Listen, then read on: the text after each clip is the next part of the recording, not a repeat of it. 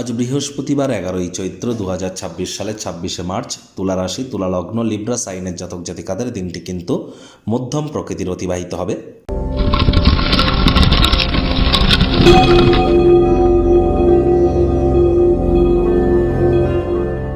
ভিডিওটির শুরুতেই স্ক্রিনে আপনারা দেখতে পাচ্ছেন শ্রীরামজির প্রণাম মন্ত্র।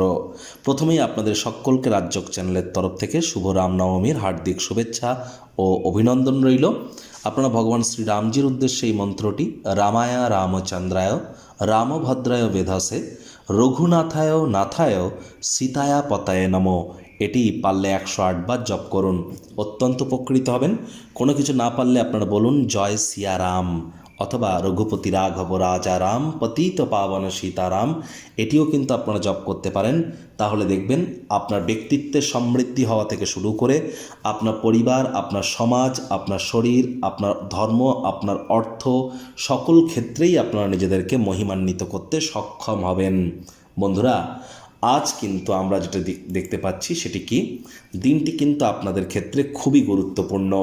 কারণ প্রথমত আজকের দিনটি হচ্ছে বৃহস্পতিবার অর্থাৎ গুরুবার, আর বৃহস্পতি কিন্তু বর্তমানে অতিচারী হয়েছেন। তিনি একটানা 7.5 বছরের জন্য অতিচারী হয়েছেন।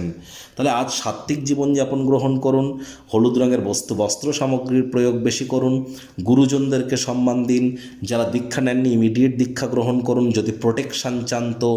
আর হ্যাঁ, আজ অবশ্যই যারা দীক্ষা নিয়েছেন তারা 108 বার গুরুমন্ত্র যেন জপ করতে ভুলবেন না।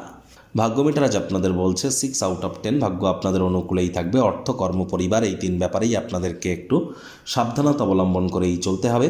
কায়িক পরিশ্রম হলেও শরীর মনে সতেজতা এবং তরতাজাই আপনারা অনুভব করবেন। কল্যাণকর একটি দিন। দীর্ঘদিনের পুরনো কোনো রোগশোক থেকে আজ আপনারা মুক্তি পেতেই পারেন, পরিত্রাণ পেতেই পারেন। অর্থগত ব্যাপারে ব্যয়বহুল একটি দিন, খরচ বাড়বে। পাড়া প্রতিবেশীরা আপনাদের কাছে টাকা পয়সা ধার চাইতেই আসতে পারে, বা কাছের মানুষজনকেও তাদেরকে টাকা পয়সা ধার দেওয়ার আগে বিশ্বাসযোগ্যতা যাচাই করে নিতে ভুলবেন না, তা না হলে অযথা আর্থিক ক্ষয়ক্ষতি কিন্তু হতেই পারে।